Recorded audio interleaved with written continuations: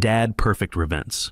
My son's fiancée sat across from me at Sunday lunch and asked for $22 million like she was ordering coffee. Just straight up demanded it for her dream wedding. She thought I'd write the check right there. Then Vincent slipped me a note under the table that changed everything. My name is Howard Nelson. I'm 58, retired assistant U.S. attorney. Spent 37 years putting financial criminals in federal prison. I thought I'd seen every scam in the book. Turns out the most dangerous ones show up to family dinner, wearing designer clothes and a perfect smile. That particular Sunday started normal enough. Vincent, my 35-year-old son, had invited me to lunch at Morton's Steakhouse downtown Dallas. The place was busy, filled with well-dressed families enjoying their weekend ritual. Vincent had been dating Beverly for about 7 months, and honestly, I was just happy to see him with someone. Since his mother passed 9 years ago, Vincent had been careful about relationships. Too careful, maybe. I'd watched him turn down perfectly good women because something wasn't quite right, and part of me worried he'd end up alone. Beverly Richardson was striking. I'll give her that. Long, dark hair that probably cost more to maintain than most people's car payments. Perfect posture.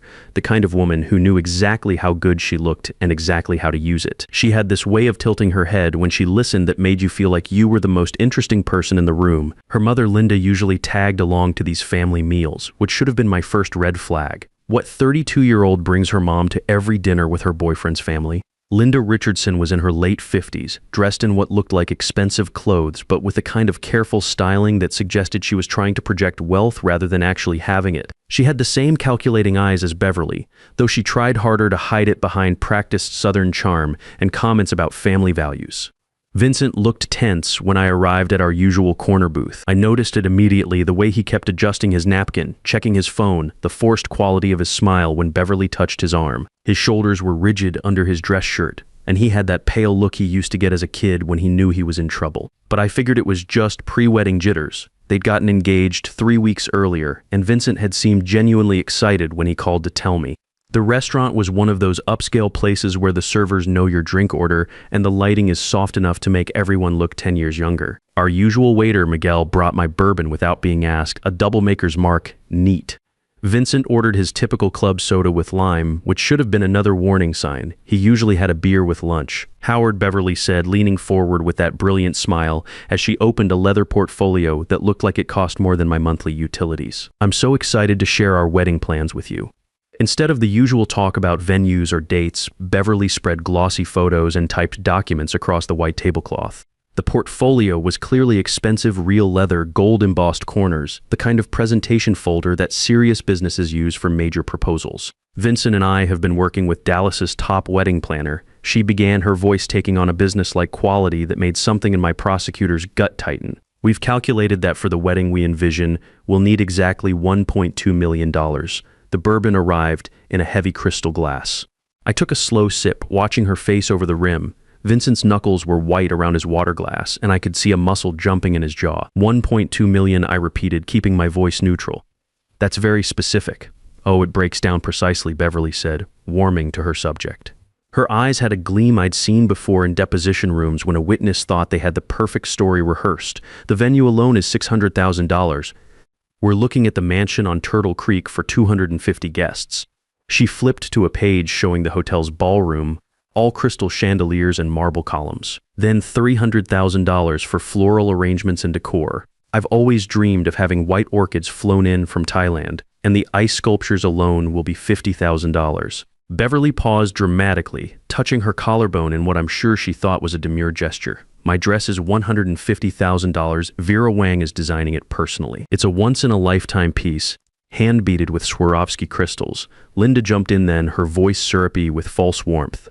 Our family has certain standards. Howard, Beverly is our only daughter, and we want her day to be absolutely perfect. Nothing but the best. I glanced at Vincent. His jaw was clenched so tight I could see the muscle jumping, and when our eyes met for just a second, I saw something I hadn't seen since he was a scared 10-year-old who'd broken the neighbor's window with a baseball. Pure, desperate panic. 1.2 million, I said again, setting down my glass carefully on the white tablecloth. And you're sharing this budget with me because... Beverly's smile didn't waver, but something cold flickered behind her eyes. Well, traditionally, the groom's family contributes significantly to wedding expenses. Vincent mentioned that you're comfortable financially. comfortable. What a delicate way to assess someone's bank account over lunch. I'd heard that exact phrasing before in wire fraud cases where victims described how criminals fished for information about their assets. I see. I picked up the menu, scanning it as if this were any normal Sunday. The lunch crowd was thinning out around us, but Beverly's voice carried a forced brightness that seemed to echo off the restaurant's marble walls. And have you considered what Vincent thinks about this budget? Kevin wants me to be happy, Beverly said smoothly, her hand sliding over to cover Vincent's on the table. He didn't return the gesture, and I watched his Adam's apple bob as he swallowed hard. Don't you, honey? Vincent opened his mouth, closed it, opened it again. His eyes darted between Beverly and me like he was watching a tennis match where the stakes were his entire future.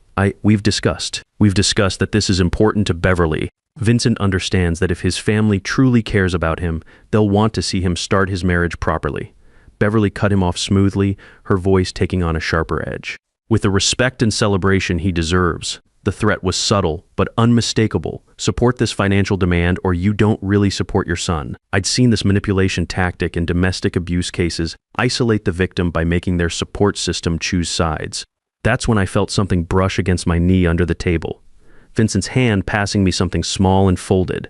I palmed it smoothly, a skill I'd learned from watching drug dealers do the same thing in federal courtrooms for nearly 4 decades. The paper felt warm from his sweaty palm, and I could tell he'd pressed hard with the pen, probably torn it from the small notepad he always carried for work. Linda was watching me carefully now, her manicured fingers drumming silently on the table. Howard, you seem hesitant. Is there a problem with our timeline? Just processing the information, I said mildly, slipping the note into my jacket pocket without looking at it. It's quite a lot to absorb over lunch. Beverly leaned back in the booth, and I caught the subtle change in her demeanor. The sweetness was evaporating like morning dew. I would think that for your only son's wedding, no expense would be too great. But perhaps I'm mistaken about the kind of family Vincent comes from. There it was, minus the manipulation laid bare. Make it about love and loyalty instead of the absurd amount of money being demanded. Attack the family bond when reason fails. Under the table, I carefully unfolded the paper Vincent had passed me. Without looking down, I ran my thumb across it, feeling the indentations of pen strokes. Whatever he'd written, he'd pressed so hard I could feel the letters carved into the paper like braille. The note was small, maybe torn from his work notepad, the kind he used for project management meetings. I kept my eyes on Beverly as she continued her pitch, talking about vintage Dom Perignon champagne and custom invitations with gold leaf lettering, all while my thumb traced the desperate message my son had carved into that scrap of paper. When I'd felt enough to understand what he'd written, my blood went cold. But 37 years of prosecuting criminals had taught me something crucial. The moment you show your hand is the moment you lose control. So I smiled and nodded at appropriate moments, listening to Beverly's increasingly aggressive sales pitch while my mind processed what Vincent had just told me. Dad, she's a scammer. Already took $28 K, help me. I looked at my son, really looked at him. The circles under his eyes that I'd dismissed as work stress from his project management job. The weight he'd lost over the past few months. The way he kept checking his phone with an expression close to dread whenever Beverly wasn't watching. How had I missed this? But I knew how. After Margaret died 9 years ago, I'd thrown myself into work to avoid the silence of our house in Highland Park. When I finally retired 3 years ago, I'd filled the void with consulting work and my hobby of restoring antique legal texts. I'd been so pleased that Vincent had finally found someone that I hadn't asked the questions a former federal prosecutor should have asked. Questions like why a 32-year-old woman with no apparent career was living in a luxury high-rise apartment in uptown Dallas, or why every conversation seemed to circle back to money and status symbols, or why Vincent's close-knit circle of friends from college had mysteriously shrunk since he'd started dating Beverly. You're awfully quiet, Howard, Linda observed, her tone sharp despite the practiced smile. Her accent had a slight edge to it now, less refined than when she'd first sat down. I shifted my attention to her, seeing another detail I'd overlooked, the way she choreographed these interactions, always present, always managing the flow of conversation. This wasn't a daughter asking her mother for wedding planning support. This was a coordinated operation. Just thinking, I said pleasantly, taking another sip of bourbon. Beverly's eyes narrowed slightly, thinking about what? About the details, I said, watching both women's faces carefully. $1.2 million is a significant investment. I assume you have detailed contracts from all these vendors. Signed agreements with the quoted prices. The silence that followed was sudden and absolute. Even the ambient noise of the restaurant seemed to fade. I could hear the soft jazz playing over the sound system, the distant clatter of dishes from the kitchen, the muted conversations from other tables. But at our booth, nobody spoke. Beverly's perfect composure cracked just slightly around the edges. Linda recovered first, her voice taking on a defensive quality. Well, naturally, we're still in the planning stages. So you're asking for $1.2 million based on estimates. I interrupted, my prosecutor's instincts taking over. No contracts, no guarantees, just ideas and possibilities. Beverly's cheeks flushed pink, but she quickly composed herself. It's not about paperwork, Howard. It's about trust. It's about family. Actually, I said, my voice remaining conversational despite the tension crackling across the table. When someone asks me for $1.2 million, it's absolutely about the paperwork. I could see her recalculating, trying to figure out which approach would work on me. The sweet fiancé routine had failed. The guilt-tripping about family loyalty wasn't landing. Now she was moving towards something else, righteous indignation mixed with wounded victim. Maybe this was a mistake, Beverly said, her voice trembling just slightly in what I recognized as a practice performance. Maybe Vincent and I should just elope, save everyone the trouble of dealing with this. Vincent's hand jerked toward her instinctively, then stopped midair. I watched the conflict play out on his face, the desperate desire to fix this situation, to make everyone happy, even as he'd literally just told me she was scamming him. The kid was torn between his heart and his brain, and his heart was losing badly. This was it. The pivotal moment where I could let this play out naturally, watch my son make what might be the most expensive mistake of his life. Or I could do what I'd done for 37 years in federal court, cut through the lies and force the truth into the light. I smiled. It was the same smile I used to give defense attorneys who thought they were clever, right before I demolished their entire case with one piece of evidence they'd overlooked. Prove it, I said quietly. Beverly blinked, momentarily thrown off script. What? Prove it. Prove that this wedding actually costs $1.2 million. Show me detailed estimates from real vendors with real company names and tax ID numbers. Show me signed proposals. Show me anything that demonstrates this isn't just a number you pulled out of thin air. Her mouth opened and closed like a fish gasping for air. Linda's eyes had gone hard as flint, and I could practically see the wheels turning behind them. You have 48 hours, I continued, pulling out my phone and making a show of setting a reminder. 2 days to provide documentation for every single dollar you're requesting. If this wedding truly costs $1.2 million, proving it should be simple. This is insulting, Linda hissed, abandoning any pretense of Southern charm. This is due diligence, I corrected. Something I should have done months ago when Vincent first started talking about his serious girlfriend. I stood up slowly, my 6-foot frame casting a shadow across their elaborate wedding portfolio. I pulled out my wallet and dropped several 20s on the table, enough to cover everyone's meal and a generous tip for Miguel, who didn't deserve to get stiffed because of family drama. Son, I said, looking directly at Vincent, I need to speak with you privately. Beverly's manicured hand shot out to grab Vincent's arm. Vincent, you don't have to listen to this. Your father is trying to control your life. Yes, I said quietly, my prosecutor's voice cutting through the restaurant noise like a blade. He does have to listen. Because this is my son, and I will not stand by and watch him be manipulated. Not anymore. The look Beverly gave me then was pure, undiluted hatred. Gone was any pretense of the sweet, loving fiancé. In that moment, her mask slipped completely, and I saw exactly what Vincent had seen. A predator who just realized her prey's father wasn't going to be as easy to handle as his lovesick son. Vincent stood on unsteady legs, his face pale but determined. As we walked toward the restaurant exit, I could hear Linda's voice behind us, sharp and urgent, though I couldn't make out the words. Beverly's response was even quieter, but the tone was venomous. The Dallas heat hit us like a wall when we stepped outside onto the sidewalk. Even in late October, the Texas sun could still pack a punch. Vincent leaned against my car, a black BMW that represented one of my few retirement indulgences, and ran his hands through his hair. Dad, I'm so sorry. I didn't know how to tell you. I didn't know how to get out of it, Vincent. I put my hand on his shoulder, feeling how thin he'd gotten under his dress shirt. You have nothing to apologize for. You're the victim here, not the perpetrator. We drove to my house in Highland Park in relative silence. Vincent stared out the passenger window at the familiar tree-lined streets where he'd grown up, probably wondering how his life had gotten so complicated. My house, our old family house, sat on a quiet cul-de-sac, a 2-story colonial that Margaret and I had bought when Vincent was in elementary school. In my study, surrounded by law books and the mahogany desk where I'd prepared countless federal cases, Vincent finally broke down and told me everything. The story unfolded over 2 hours like a textbook case study in financial manipulation.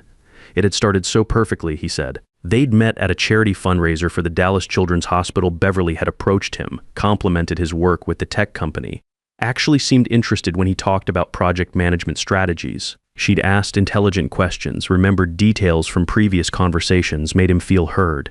When did the money talk start? I asked, pouring him a whiskey from the bottle I kept for difficult conversations. Second date, Vincent laughed bitterly. She asked what neighborhood I lived in, where I grew up, what you did for a living before you retired. I thought she was just getting to know me, making conversation, but I knew better. Those weren't conversation starters. Those were asset assessments disguised as getting to know you questions. Beverly had been evaluating Vincent's financial potential from the very beginning. The isolation was gradual. Vincent continued. My friend Matt was too negative. Jessica from work was clearly jealous of our relationship. Derek worked too many hours and was a bad influence on my work-life balance. Before I knew it, the only people I was spending time with were Beverly and Linda. Classic technique. Cut the victim off from outside perspectives so nobody can raise red flags or offer alternative viewpoints. Over the next hour, Vincent painted a picture that made my blood pressure spike with each detail. The emergency car repair that Beverly needed help with minus $8,000 for a BMW she'd crashed while texting, though she claimed someone had hit her in a parking lot. The family medical bills that Linda couldn't quite cover minus $6,000 for procedures that I was now certain never happened. And the investment opportunity in a friend's boutique minus $14,000 into a business that Vincent had never actually seen proof existed. $28,000 in 7 months. Vincent, desperate to prove himself a worthy partner to this sophisticated woman, had handed over nearly half his annual savings without question. The wedding demand felt different though, Vincent said, his voice hollow, more aggressive. When I suggested we could have something smaller, maybe $200,000 instead, she actually threw a wine glass at my kitchen wall. Then immediately apologized, cried, said she was just stressed about disappointing her mother's expectations. Escalation. They were testing how far they could push him before he broke. Vincent, I said, setting down my whiskey, has Beverly ever asked you to transfer money to specific accounts that weren't clearly hers? His face went pale. The boutique investment, she said her friend's business partner handled the financial side, gave me routing numbers for some business account in Austin. I'd prosecuted this exact scheme in 2018. Different players, same playbook. That night, after Vincent left to face whatever drama awaited him at his apartment, I made calls to contacts I hadn't used in years. Leonard Hayes, a private investigator who'd worked several of my financial fraud cases. Theodore Walsh, a family law attorney who specialized in asset protection and fraud recovery. Gerald Foster at the Attorney General's Financial Crimes Division. Richard Porter, Leonard said when he answered, sounding wide awake despite the late hour. Haven't heard from you since your retirement party. Missed the action? Something like that. I need background on 2 women, deep background. Financial records, previous relationships, property holdings, the works, this official business. Personal. My son's fiancée and her mother. I think they're running a wedding scam. Leonard whistled low. How personal are we talking? 28,000 personal so far, but they're fishing for 1.2 million. I'll have preliminary results by Wednesday. Full report by next week. The 48 hours I'd given Beverly passed without a single piece of documentation. No vendor contracts, no signed proposals, nothing. Instead, at hour 47, she sent Vincent a text message that I screenshotted for evidence. Spoke with our wedding planner. She says verbal agreements are standard in luxury events. Detailed contracts come after deposits. You do trust me, don't you, beautiful? She was creating a narrative where asking for proof became an act of betrayal. Leonard's call came on Friday morning. Your instincts were spot on, he said, without preamble. Beverly Richardson, born Beverly Christine Martinez. 4 previous engagements in 6 years, all in Texas. All ended 2 to 3 weeks before the wedding date. I grabbed a notepad, my old prosecutor habits kicking in. Tell me about them. First one, Houston. Norman Pierce, tech entrepreneur, lost $85,000 in wedding deposits. Same pattern, luxury wedding plans, vague documentation, money transferred to various vendors that turned out to be shell companies. Second engagement, Austin. Eugene Carter, real estate developer, $120,000. Third was San Antonio, Arthur Reynolds, investment banker, $180,000. The amounts were escalating. They were getting bolder with each victim. Arthur actually hired a lawyer, Leonard continued. Started investigating when Beverly kept delaying contract reviews. Found out 8 of the 15 vendors on her list were fake companies, bank accounts registered to various names, all connected back to Linda Richardson through shared addresses. Did he prosecute? Wanted to, but his attorney advised against it. Said proving intent to defraud would be difficult, and Beverly could claim the vendor relationships had gone bad after she'd paid deposits in good faith, so they'd refine the scam over 4 previous victims. Total documented losses, $413,000, not counting Vincent. That same afternoon, Beverly made her biggest tactical error. She sent Vincent a detailed wedding budget via email minus 35 pages of vendor breakdowns, service descriptions, and costs totaling $1 million. It looked professional, thorough, completely legitimate. I forwarded it to Leonard. How long to verify these vendors? His response came back within 3 hours.